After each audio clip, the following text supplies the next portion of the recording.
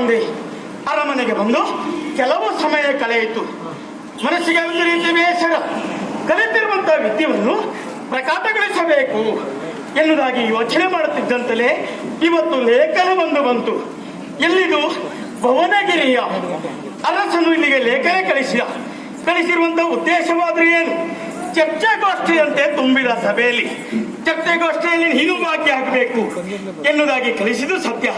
ತಂದೆಯಿಂದ ಹೋಗಿ ಕೇಳಿದೆ, ಅಪ್ಪಣೆಯನ್ನು ಪಡೆದುಕೊಂಡೆ. ಹೊರಟ ನಿಂತಿದ್ದು ಭುವನಗಿರಿಯ.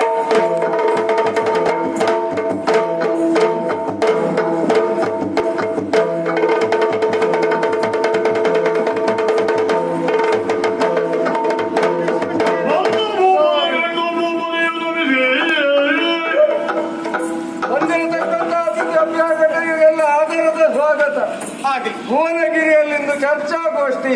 ಅದು